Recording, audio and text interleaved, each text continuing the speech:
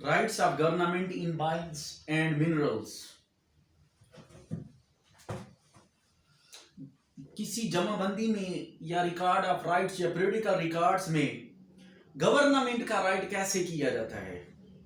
तो इसके लिए सेक्शन 49 उसने दिया हुआ है कि notwithstanding anything contained in any other law, बावजूद इसके कि किसी और लॉ में कोई और चीज बयान की गई है, और इन एनी ऑर्डर और डिक्री ऑफ कोर्ट और अदर अथॉरिटी, या किसी ऑर्डर में या डिक्री है कोर्ट की या किसी और अथॉरिटी ने, और in any rule of custom और यूजेज, या कोई ऐसा रूल है जो कस्टम में है या यूजेज में है, और in any contract instrument deed, या किसी मुआहदे में या किसी इंस्ट्रूमेंट दस्तावेज में, डीड भी दस्तावेज हो गया, और अदर डॉक्यूमेंट या कोई और डॉक्यूमेंट है उसमें, तो कहते हैं ऑल माइंस एंड मिनरल्स, तमाम कानों और मदनियात, shall be and shall always be, हमेशा और हमेशा यही समझा जाएगा, be deem to have been the property of government. तो ये किसकी प्रॉपर्टी है? गवर्नमेंट की। ये इसलिए सेक्शन 49 इसमें लाया गया कि कोई भी कभी ये क्लेम ना करे कि ये कान और ये मिनरल जो है मेरी जाती प्रॉपर्टी है, और उसके लिए हमें पीरियडिकल रिकॉर्ड चाहिए या जमाबंदी दरकार चाहिए या उसके कब्जे के लिए खसरा गिरदावरी चाहिए, तो ऐसा पॉसिबल नहीं है। All mines and minerals shall be and shall always be deemed to have been the property of government, and government shall have all power necessary for the popular enjoyment of its right thereto, और government जो होगी वो हमेशा इस right को enjoy करेगी जो section 49 में दिया हुआ है।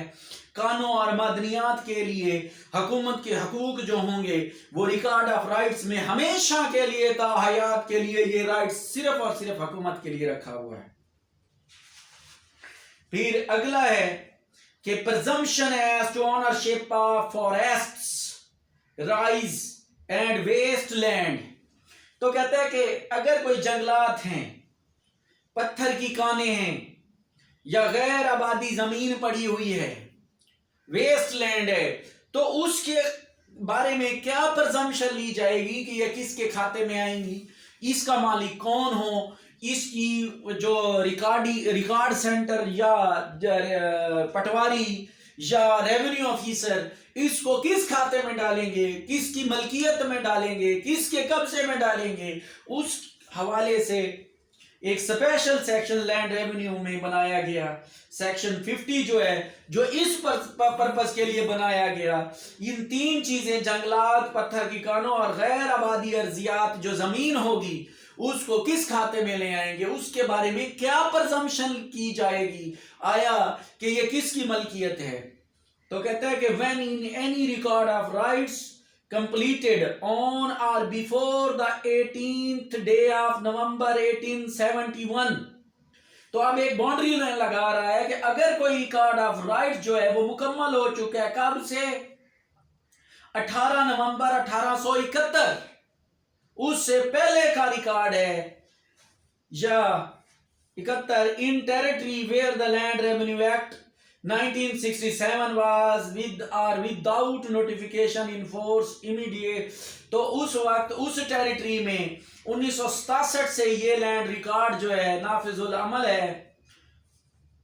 immediately in force immediately before the commencement of this act, इस एक्ट के आगाज होने से पहले 1871 में अगर कोई रिकॉर्ड ऑफ राइट जो है कंप्लीट हो चुका है, तो कहता है it is not expressly provided by that any forest or quarry और एनी अनक्लेम्ड अनऑक्युपाइड या डेजर्टेड और वेस्ट लैंड। ये बहुत सारे केस उसने एक लाइन में डाल दिए। तो कहता है कि 1871 से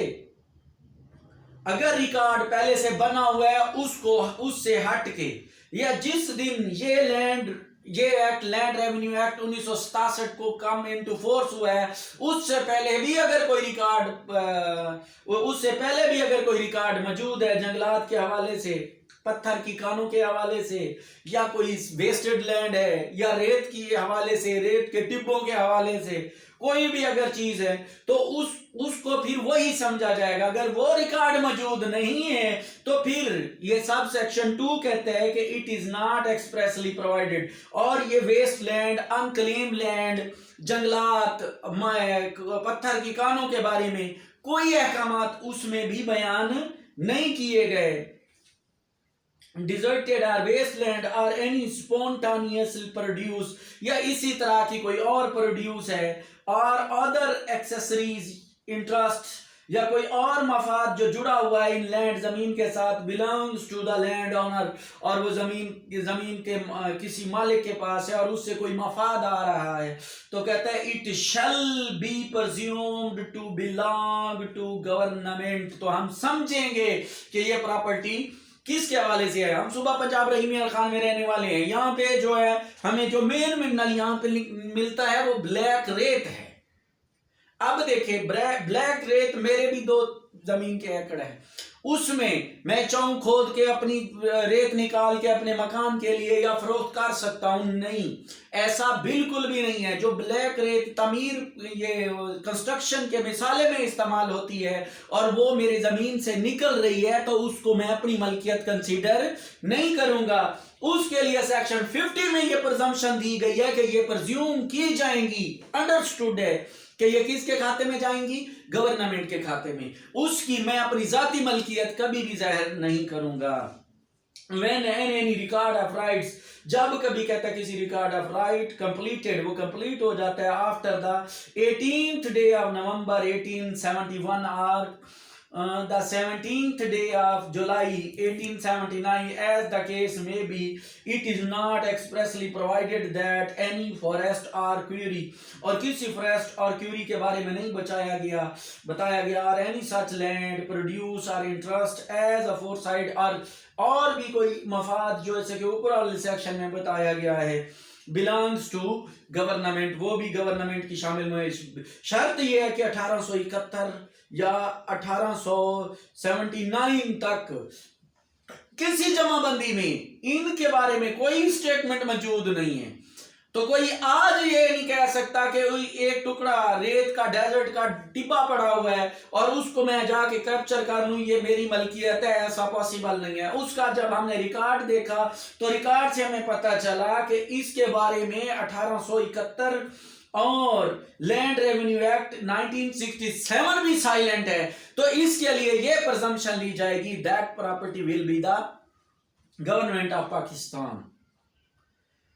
तो कहते हैं इस केस में भी it is not expressly provided that any forest और क्यूरी और any such land produce interest of aforesaid belong to government, it shall be presumed to belong to the land owner concerned. तो उसको समझा जाएगा। उसके बाद जो 1871 के बाद जो टिब्बा पड़ा हुआ है, रेत पड़ी हुई है, जंगलात पड़ा हुआ है, तो वो जिसकी प्रॉपर्टी होगी उसकी मलकियत शुमार होगी। इससे पहले जितने भी प्रॉपर्टी फॉरेस्ट की शक्ल में, पत्थर की कानों की शक्ल में, वो किसकी मलकियत होगी? गवर्नमेंट ऑफ पाकिस्तान की मलकियत में होगी। The presumption created by subsection 1 may be rebutted by showing, number 1, from the record or report made by the assessing officer at the time of assessment। तो जब हम presumption लेंगे तो वो assessing officer की रिपोर्ट से ले सकते हैं। If the record or report is silent, अगर रिकॉर्ड और रिपोर्ट इस राइट के हवाले से साइलेंट है, then from a comparison between the assessment of villages in which there exist, तो कहते हैं कि फिर हम इसको कंपैरिजन करेंगे वहां के देहातों के हवाले से कि वो जो उस एरिया में आबाद हैं, and the assessment of villages of similar character in which there did not exceed any forest और क्यूरी, कि उसको एक्सेस हम ऐसे करेंगे कि जैसे वो दूसरे विलेज जिसमें ये ऐसी चीजें मदनियात मौजूद नहीं है, or any such land produce और interest that the forest, quarry, land, produce or interest was taken into account in the assessment of the land revenue. तो ये जो हम कंपैरिजन करेंगे, रेवेन्यू ऑफिसर भी उस बारे में साइलेंट है कि इस तरह का कोई भी यहाँ पे इसके बारे में कोई असेसमेंट नहीं दी हुई। तो फिर इस मसले को हल करने के लिए जब हम एक और जंगलात का, एक और मिनरल्स का या एक और पत्थर की खानों की असेसमेंट कर चुके हैं तो उसके सिमिलर उसकी की जाएगी, क्योंकि इसके बारे में कोई रेलिवेंट प्रोविजन और पहले से कोई कानून बना हुआ नहीं था। तो हम उसके सिमिलर विलेज की तरह उसकी असेसमेंट को नए जो हमारे पास डेजर्टेड और जंगलात जिसका पहले कभी कोई मलकियत ज़हर नहीं थी और 1871 से पहले भी वो साइलेंट थे और उसका रिकॉर्ड अभी नहीं बना हुआ था, क्योंकि लैंड रेवेन्यू एक्ट के आ जाने से 1967 के आ जाने से ये तमाम चीजें उसी की मलकियत, जो मालिक था उसकी मलकियत को दे दी गई। Until the presumption is so rebutted, the forest, quarry, land, produce and interest shall be held to belong to government. जब तक ये इंक्वायरी चलती रहेगी असेसमेंट की कि आया ये प्रॉपर्टी अब गवर्नमेंट के खाते में जाएगी या किसके खाते में जाएगी, लैंड ऑनर के खाते में जाएगी, तो जब तक ये इंक्वायरी चलती रहेगी तो उस इंक्वायरी के दौरान इन चीज़ों के ऊपर जो हक के काब्जियत होगा या मलकियत होगा वो गवर्नमेंट का रहेगा। अब आ गया हमारे पास section 51 compensation for infringement of rights of third party in exercise of the right of government। कहता है कि हमने कंपनसेशन देना है, हर्जाना देना है कि जब कोई भी बंदा गवर्नमेंट का राइट एक्सरसाइज कर रहा है और उसके बदले में किसी थर्ड पर्सन को या पाकिस्तान के रिहायशी को या किसी और बंदे को कोई नुकसान हो जाता है तो उसका हर्जाना अदा करना। तो ये कहता है कि when ever in the exercise of any right of government referred to in section 49 and 50 the rights of any person are infringed by the occupation, कि किसी बंदे का हक जो है वो तोड़ा गया है कब्जे के जरिए या डिस्टरबेंस के जरिए of the surface of any land, किसी भी जमीन की सतह के ऊपर, तो गवर्नमेंट शेल पे अदा करेगी उसको, और कास्ट टू बी पेड, और वजह बन जाएगी कि अदा करने का, to that person compensation for infringement, कि जिसका राइट टूटा है, जिसको मसाइल पहुंचा है। अगर गवर्नमेंट किसी ज़मीन के कब्जे के लिए गई है और उससे किसी भी पर्सन का राइट इन्फ्रिंजमेंट हुआ है तो उसके हक में वो क्या देगी, कंपनसेशन देगी। The compensation shall be determined as nearly as may be in accordance with the provision of the Land Acquisition Act 1894, Act 1 of 1894। 1894 land acquisition act के तहत ये कंपनसेशन जो होगी वो तय की जाएगी। फिर आ गया section 52 presumption in favor of entries in record of rights and periodical records। तो ये एक बहुत बड़ी बात है जो सेक्शन 52 में लिखी गई कि हम प्रिजम्पशन देंगे कि ये जो रिकॉर्ड ऑफ राइट्स और पीरियडिकल रिकॉर्ड्स में जितने भी एंट्री दी गई हैं तो इस एंट्रीज की प्रिजम्पशन क्या होगी कि ये प्रिजम्पशन किसके खाते में जाएगी, किसको फेवर करेगी, किसको ज्यादा सपोर्टेज देगी। तो कहते हैं कि any entry made in a record of rights, कोई भी एंट्री जो रिकॉर्ड ऑफ राइट्स में बनाई गई है इन accordance with the law for the time being in force, कोई भी एंट्री जो रिकॉर्ड ऑफ राइट्स में की गई और उस लॉ के तहत की गई है जो अभी उस वक्त नाफिजुल अमल था जब वो एंट्री डाली गई थी, या or in a periodical records in accordance with the provision of this chapter, और मिसले म्यादी में भी अगर कोई एंट्री दी गई है तो कहते हैं the rules made thereunder shall be presume to be true. ये स्टार क्वेश्चन है कि जो रिकॉर्ड ऑफ राइट्स और पीरियडिकल रिकॉर्ड ऑफ राइट में जितनी भी एंट्री डाली हुई हैं तो लॉ उसको प्रिज्यूम करता है ट्रू। मैंडेटरी वन प्रोविजन है, शेल के साथ उसने कहा है कि इसमें जितने भी एंट्रियां डाली गई हैं तो उस रिकॉर्ड में जो भी एंट्री होगी वो जिसके बारे में दी गई होगी उसको सच्चा समझा जाएगा। कोई भी बंदा ये डिनाई नहीं कर सकता कि ये एंट्रियां झूठी हैं, गलत हैं, मनगढ़ंत हैं। अगर ये इनकार करता है तो उसके लिए सूट फॉर डिक्लेरेशन दायर करेगा, फिर कोर्ट डिसाइड करेगी। अलबत्ता जो जाहिरी तौर पर जो बादियुल नजर में प्रजम्पशन होगी एंट्री के बारे में तो वो दुरुस्त समझी जाएंगी। And rule made therein shall be presumed to be true until contrary is proved or a new entry is lawfully substituted thereof। अगर कोई इसके बरअक्स ज़ाहिर कर दे, ठीक है, या नई चीज कोई नया कानून नई अमेंडमेंट आ गई है और उसमें तरमीम की गई है तो वो एक अलग बात है। अदरवाइज जो रिकॉर्ड ऑफ राइट्स और पीरियडिकल रिकॉर्ड्स में जितनी एंट्री होंगी वो उसको प्रजम्पशन ऑफ ट्रुथ हासिल है और वो हर एक एंट्री को सच्चा माना जाएगा अकॉर्डिंग टू सेक्शन 52 के मुताबिक।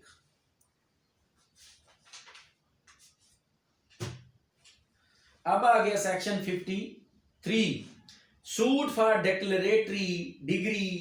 Decrease by person aggrieved bye an entry in a record of right. और ये मसला उसने फिर 53 में आके बताया कि अगर कोई ऐसी एंट्री है, क्योंकि उसने पिछले सेक्शन में बता दिया कि एवरी एंट्री जो भी रिकॉर्ड ऑफ राइट्स में है उसको प्रजम्पशन ऑफ ट्रुथ हासिल है। अब किसी बंदे को उस एंट्री से कोई तकलीफ है, उसको दर्द हो रहा है या उसका राइट इन्फ्रिंज हो रहा है या राइट वायलेट हो रहा है या उसका हक जो है वो गजब किया जा रहा है, तो उसके लिए सेक्शन 53 बनाया गया और उसमें उसको राइट दिया गया कि आप सूट फॉर डिक्लेरेशन दायर करें और इस एंट्री को करेक्ट करवाएं। तो कहता है if any person considers himself aggrieved, कोई बंदा अपने आप को ख्याल करता है कि मैं aggrieved हूं by an entry in a record of rights or in a periodical record as to any right of which he is in possession, कि वो ऐसे राइट के हवाले से जो मेरे कब्जे में था, तो कहता है कि he may institute a suit for declaration of his right under chapter 6 of the Specific Relief Act 1877। तो चैप्टर जो 6 है वो बताता है सूट फॉर डिक्लेरेशन के बारे में कि अगर किसी को कोई इतराज है एंट्री के हवाले से, कोई तकलीफ हो रही है जिससे किसी का राइट जा रहा है, तो वो 53 में और रिकॉर्ड ऑफ राइट्स के हवाले में उसने क्लियर कर दिया कि आप चैप्टर 6 स्पेसिफिक रिलीफ एक्ट 1877 के सेक्शन 53 के तहत आप सूट फॉर डिक्लेरेशन दायर करके उसको दुरुस्त करवा सकते हैं। फिर record of rights and periodical record for group of states, group of state के हवाले से अगर कोई रिकॉर्ड ऑफ राइट्स है या पीरियडिकल रिकॉर्ड है तो उसके बारे में क्या कहते हैं, सेक्शन 54 कहते हैं कि द बोर्ड ऑफ रेवेन्यू में by notification, board of revenue एक नोटिफिकेशन जारी करेगा, direct that a record of right shall be made for any group of neighbouring state. अब मेरा नेबरिंग स्टेट, स्टेट जदाद को बोलते हैं लेकिन हम लैंड रेवेन्यू में स्टेट को महल बोलेंगे, महल। और महल जो है, ये जो टर्म पटवारी महल यूज करता है इसको मौजा बोलते हैं। तो हर मौजे का या ग्रुप ऑफ स्टेट का जो है वो रिकॉर्ड ऑफ राइट और ग्रुप ऑफ स्टेट के लिए बनाया जाता है। तो कहते हैं कि उसके लिए क्या होगा, द बोर्ड ऑफ रेवेन्यू जो है नोटिफिकेशन जारी करेगा, हुक्म देगा that a record of right shall be made for any group of neighbouring state, के ना करीब वाले मौजे का जो है वो रिकॉर्ड बनाया जाए। किस तरीके से, instead of separately for each of such state, के हर मौजे का अलग अलग रिकॉर्ड बनाने से बेहतर है कि आप इस तरह करें कि इकट्ठा बना दें। And thereupon the provision of this chapter with respect to record of rights and periodical records, लिहाजा इस चैप्टर की जो शिक्के हैं रिकॉर्ड ऑफ राइट और पीरियडिकल रिकॉर्ड के हवाले से कहते हैं shall so far as they can be made applicable apply to the record of rights and periodical record for such group of state if group war an state. तो कहता है कि अगर ग्रुप ऑफ एन स्टेट 2-3 मौजों का record इकट्ठा बना दिया गया है, सेक्शन 54 कहता है कि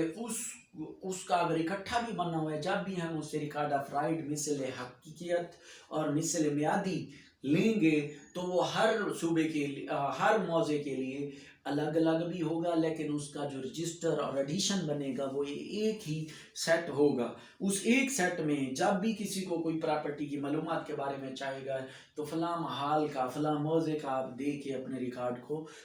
चेकआउट कर सकते हैं और विजिट कर सकते हैं कि ये मेरी प्रॉपर्टी है और इसमें मेरी इतनी मलकियत इतनी ये है।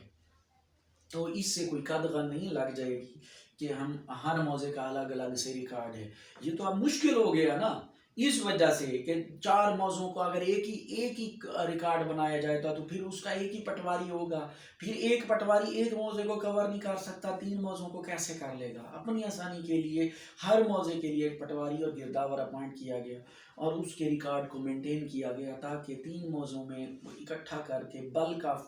डॉक्यूमेंटेशन ना हो जाए और उससे हर बंदे को नुकसान पहुंचता है, टाइम का भी ज़्यादा पहुंचता है। तो इसलिए हर एक मौजा बनाया गया और उस मौजे का एक एक सेपरेट रिकॉर्ड बनाया गया। फिर कहते हैं power to call for information 50E। ये किसको पावर है कि मालूमात हासिल कर सकता है। The board of revenue by notification, board of revenue notification जारी करता है कि रिक्वायर अ लैंड ऑनर और अ क्लास ऑफ लैंड ऑनर्स, या किसी ज़मीन के मालिक को बुला लेता है या बहुत सारे मालिक के ज़मीन को बुला लेता है। Or their ownership of land, की जिनकी मलकियत होती है ज़मीन में। Whether such land is situated wholly within the province और partly within the province. कहता है कि सारी की सारी ज़मीन उसी सूबे में मौजूद है या कुछ उसकी दूसरे सूबे में भी मौजूद हो सकती है। Whether such land is situated wholly within the province or partly within the province and partly outside the province, in such form and manner, within such time and to such person or authority as may be specified in the notification। तो जैसे वो notification है तो उस बंदे को जिसकी ज़मीन इस प्रोविंस में आधी है या सारी है या आधी इसमें और आधी किसी दूसरे इसमें है, तो उसको तलब करके उससे मालूमात ले सकती है कि ये ज़मीन किसकी है। फिर कहता है whoever fail without reasonable cause to furnish the information required subsection 1। अगर किसी बंदे को बोर्ड ऑफ रेवेन्यू नोटिस जारी करता है 54 सबसेक्शन ए के तहत और वो फेल हो जाता है और उसको मालूमात प्रोवाइड नहीं करता, तो क्या होता है उसके साथ। information which he knows or has reason to believe to be false और omits to give any information, और उसने या जो खबर मालूमात मांगी वो उसने झूठी दी या उसने देने से इनकार कर दिया, फेल हो गया, तो कहते हैं कि or has reason to believe to falls or omits to give any information material, और वो इन्फॉर्मेशन भी मटीरियल थी for the purpose for which it is required, shall be punished with simple imprisonment for a term which may extend 2 years और with fine और with वो, तो उसको 2 साल कैद और जुर्माना या दोनों इकट्ठे 2 साल कैद और जुर्माना हो सकता है। सिर्फ और सिर्फ जब बोर्ड ऑफ रेवेन्यू किसी भी लैंड ऑनर्स को या लैंडलॉर्ड को तलब करता है कि मुझे मालूमात चाहिए इस ज़मीन के बारे में, तो पहली बात है कि वो पहले तो मालूमात देता नहीं है या देता है तो झूठी देता है या देने से इनकार कर देता है, तो उसके लिए ये पेनल्टी बनाई गई कि बोर्ड ऑफ रेवेन्यू की हुक्म की तमील होना हर बंदे का लैंड, हर बंदा तो नहीं अलबत्ता जो लैंड ओनर है या लैंड लॉर्ड है उनको मालूमात देना फ़र्ज बनता है, तो उसको इस सेक्शन के तहत पेनलाइज किया गया। फिर कहते हैं कि no court shall take cognizance of an offence punishable under this section except on a complaint in writing by a revenue officer specifically or generally empowered in this behalf by the board of revenue।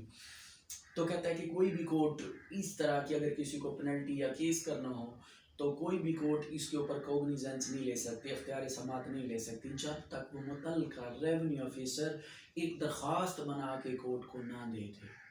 कि कोई भी police उसके खिलाफ action नहीं लेगी कि तुझसे वो पुलिस पूछने आ जाए कि बोर्ड ऑफ रेवेन्यू ने आपको कहा था कि ये रिपोर्ट फराहम करें और आप फेल हो गए लिहाजा मैं आपको गिरफ्तार करता हूँ, ऐसा पॉसिबल नहीं।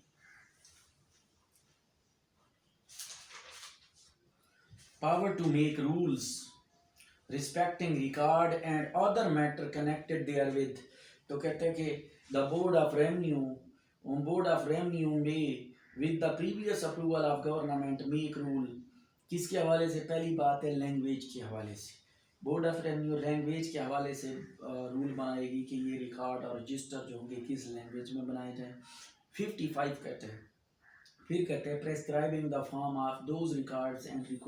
Registers and the manner in which they are to be prepared signed and attested, और वो तरीका भी बता, उसके बारे में भी रूल बनाएगी कि ये जो डॉक्यूमेंट है इनको साइन कैसे किया जाए, इसके ऊपर अटेस्टेशन कौन करेगा, कौन कर सकता है और कौन सी वैलिड है।